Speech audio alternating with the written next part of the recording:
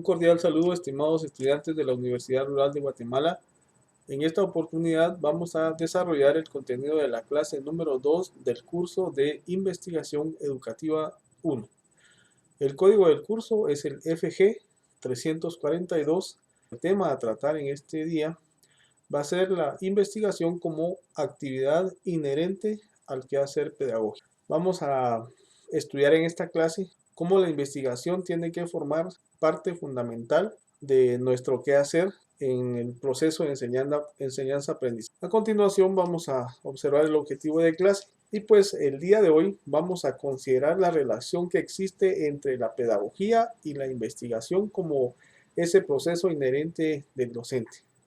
Bienvenidos entonces a la clase número 2. Vamos entonces a desarrollar el contenido y vamos a preguntarnos qué es la pedagogía. Ya quizá hemos estudiado algunos contenidos relacionados con la pedagogía y pues vamos a de alguna manera a enlazarlos con el curso de investigación educativa.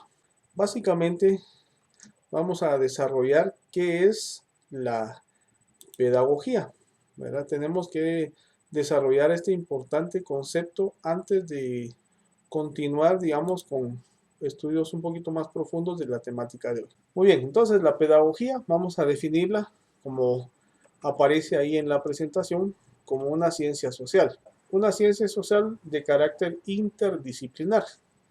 Y pues esta está enfocada en la investigación y sobre todo en la reflexión de las teorías educativas en todas las etapas de la vida, no solo en la infancia, porque recordemos la etimología de la palabra pedagogía, pues hace referencia a conducir a un niño. Sin embargo, el enfoque que le estamos dando en el presente curso no se trata explícitamente de la filosofía en la etapa de la infancia, ¿verdad? Sino vamos a hablarla como una etapa de la vida. Entonces, esta ciencia se nutre de conocimientos que provienen de la sociología, por eso es que es una ciencia social, ¿verdad? También se nutre de conceptos de la historia, de la antropología, de la filosofía, muy apoyada también ahora en últimos tiempos de la psicología, y pues ahora también se está introduciendo la política dentro del concepto de la pedagogía.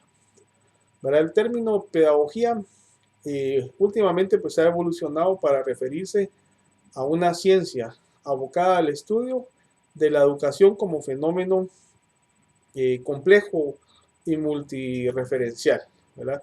El propósito del pedagogo, que es la persona quien pues estudia los procesos pedagógicos, es el de construir teorías referente a la investigación educativa. Ese es el trabajo del pedagogo, ¿verdad? La educación, por su parte, es un proceso, ¿verdad? Permanente, que todavía no está concluido, ¿verdad? A lo largo de la vida, ¿verdad? Busca la información integral del ser humano. Eso es lo que busca en este caso, digamos, la pedagogía, porque busca que el ser humano sea un ser humano integral. Entonces, para eso, pues la pedagogía es una parte interesante e importante en la vida del ser humano. En este caso, pues la institución es la institución social la que permite y promueve la adquisición de habilidades. Eso no lo tenemos que dejar a un lado, ¿verdad? También promueve los conocimientos y la ampliación de horizontes personales y que puede tener pues un lugar de muchos entornos, ¿verdad? O sea, una acción práctica que se da en todas las sociedades. El objeto entonces de estudio en pedagogía es la educación. Ese es el objeto de estudio en sentido amplio y ha cobrado pues un estatus institucional, por así decirlo, y legal desde las diversas legislaciones internacionales, ¿verdad? Como por ejemplo refieren los documentos de la Organización de las Naciones Unidas para la Educación, la Ciencia y la Cultura, que le denominamos UNESCO, o la Organización de Estados Iberoamericanos para la Educación, la Ciencia y la Cultura, que es la OEI, ¿verdad? A su vez que los propósitos de cada país, como las leyes generales o nacionales sobre educación, también es posible encontrar la palabra formación, ¿verdad? Como objeto de estudio de la pedagogía, siendo la educación y la formación vocablos en debate, ¿verdad? Pues indican términos y posiciones que son desde el punto de vista de la epistemología, diferentes referidas a lo educativo, ¿verdad? Entonces, eso es un poquito sobre la introducción a la pedagogía. Y pues dentro de la pedagogía vamos a encontrar nosotros paradigmas y entre estos pues vamos a encontrar varios, ¿verdad?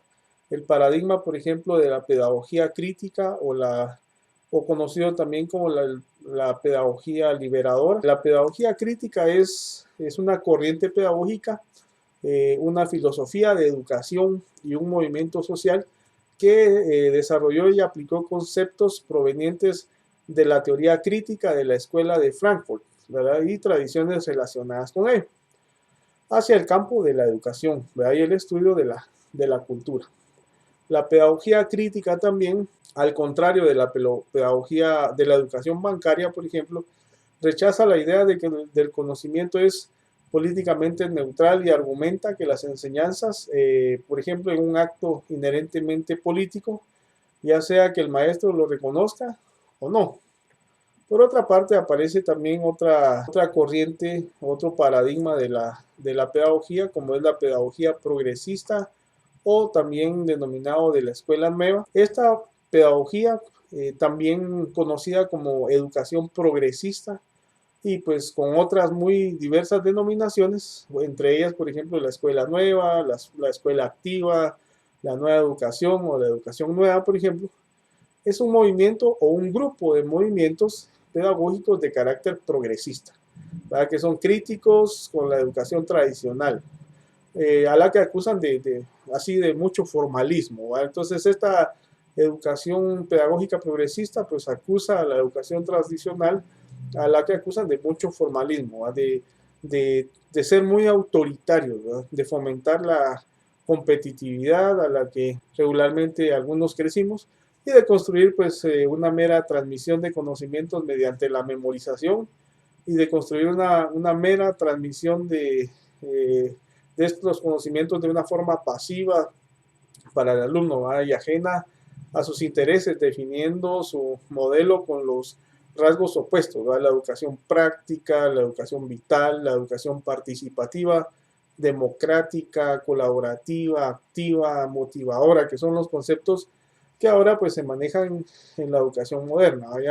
Ya no es tanto eso de memorizar, de educación formal, sino pues ya incluso el docente ha cambiado de nombre, ¿va? Ya no es docente, ya no es profesor, ya no es catedrático, sino ahora es únicamente un facilitador del conocimiento, un guía de los estudiantes. Entonces, otra corriente pedagógica es la pedagogía libertaria. La pedagogía libertaria se refiere a una serie de planteamientos propuestos sobre pedagogía hecha por determinados sectores del anarquismo, ¿va? Por eso de ahí el nombre de pedagogía libertaria, ¿verdad? Representan usualmente la parte educacional del mismo, partidaria de un cambio político y social evolucionario, que desembocaría en un cambio revolucionario. Los puntos en común en estas propuestas se relacionan con conseguir un método de aprendizaje en el que la persona pueda desarrollar sus aptitudes de forma libre, sin autoridad impuesta. Para un pedagogo, por ejemplo, como Sebastián Faure, los niños no pertenecen ni a Dios, ni al Estado, ni a su familia, sino a ellos mismos, dicen, en esta pedagogía libertaria, ¿verdad? Hay algunos famosos pedagogos que están a favor de este tipo de corriente filosófica, ¿verdad? Como Francisco Ferrer Guardia o Ricardo Meya y John Tolstoy, por ejemplo, que escribieron sobre este tema, poniendo en práctica diversas experiencias escolares como la Escuela Moderna de Barcelona a comienzos del siglo, por ejemplo, XX, ¿verdad? Bien, otra de los paradigmas es la pedagogía cibernética. Pues ahora, en la época moderna, ya se habla de este tipo de pedagogía, ¿verdad? Pues la pedagogía cibernética consiste en el control de los procesos cognitivos de los estudiantes durante su proceso de instrucción, ¿verdad? Esta se apoya en la teoría de la cibernética y en algunas ideas y conceptos, por ejemplo, surgidos de la matemática, conocidas como algoritmos, conocidos como heurística, y que coadyuva en la solución de problemas y también coadyuva en la creatividad. ¿Verdad? El algoritmo, desde el punto de vista de la cibernética, son los estados estables del proceso de autoorganización del cerebro. Y la heurística sería un estado nuevo alcanzado por realimentación positiva, ¿verdad? Eso es lo que en sí es la parte de la, del paradigma de la pedagogía cibernética. Muy bien, está también la pedagogía de la liberación, pues esta pedagogía de la liberación es similar a la anterior, que es la libertaria, pero con un enfoque un poco distinto. La pedagogía de la liberación es un movimiento educativo. Esto ya es un movimiento, ¿verdad? Que la educación liberadora es un proceso de renovación de la condición social del individuo. Renovar, ¿verdad?, la condición social considerando al sujeto como un ser pensante, como un ser crítico, que que reflexiona en la realidad que vive. En este proceso la liberación se contrapone a la pedagogía bancaria, la cual limita la posibilidad de creación de nuestros propios conocimientos, fomentando la reproducción sin análisis ni comprensión de los temas que nos están enseñando, ¿verdad? Esto es, Paulo Freire, por ejemplo, en 1921 es el creador de un movimiento de educación de base que tiene por objeto dar un carácter político al problema educativo, ¿verdad? Según las ideas de Paulo Freire, es necesario dar una concientización al oprimido a través de la educación, ¿no? Esto es entonces, son algunas de los paradigmas que regularmente se encuentran en la pedagogía. Y concluimos esta diapositiva con que la pedagogía es la ciencia cuyo objeto de estudio es la formación de la personalidad, valga la redundancia, de la persona. Cambiamos. Vamos a ver algunas consideraciones éticas en la investigación pedagógica. En la introducción nosotros definimos o dijimos que todo docente debe ser un investigador también, debido a que conoce la problemática dentro del aula, por lo tanto, al querer resolver alguna situación que se ha aparecido en el aula, pues uno se convierte en investigador al estar haciendo algún tipo de preguntas sobre cómo sucedió cómo llegamos hasta esta situación, ¿verdad? Por lo tanto, se tienen algunas consideraciones éticas en la investigación pedagógica y la investigación pedagógica tiene sus principios éticos particulares, ¿verdad?, resaltando en primer lugar la paridad y también la reciprocidad. Eso lo tenemos que enmarcar bien, ¿verdad? Porque, vuelvo a repetir, la investigación pedagógica tiene sus principios éticos particulares, resaltando en primer lugar la paridad y la reciprocidad entre todos los participantes. Y en segundo lugar, la protección de la privacidad y la cautela en la emisión de juicios, ¿verdad? El principio de paridad supone aceptar la participación de todos con igual peso en el desarrollo de la investigación. Todos los participantes son fines en sí mismos y no medios para conseguir determinados propósitos individuales. La privacidad es un tema importante porque la confidencialidad de los resultados permite el respeto a la intimidad y el derecho de la persona a elegir. La cautela también en la emisión de juicios, saber dónde comienza y dónde acaba la descripción de las situaciones que han sido investigadas es siempre necesario, ¿verdad? Entonces los problemas éticos en la investigación pedagógica pueden aparecer tanto en la planificación como en el proceso de obtención de los resultados. Ejemplo de ellos puede ser la aceptación de hipótesis falsas, la modificación de conclusiones, simplificar, exagerar o ocultar resultados, la entrega de informes intencionados que no responden a los resultados obtenidos y su utilización con fines distintos a los planteados en el diseño. Entonces todo eso tiene que ver con las consideraciones éticas en la investigación pedagógica. Y tenemos una clasificación de la investigación pedagógica. Tenemos básicamente tres clasificaciones: la investigación cuantitativa, la cualitativa y la cualitativa no interactiva. En este caso, la investigación cuantitativa tiene dos ramas, que es la causal, la que estudia la relación en la que se encuentran entre variables, perdón, la no causal y las causales, ¿verdad? Entonces, básicamente tenemos esa clasificación de la investigación pedagógica: cuantitativa, cualitativa y cualitativa no interactiva.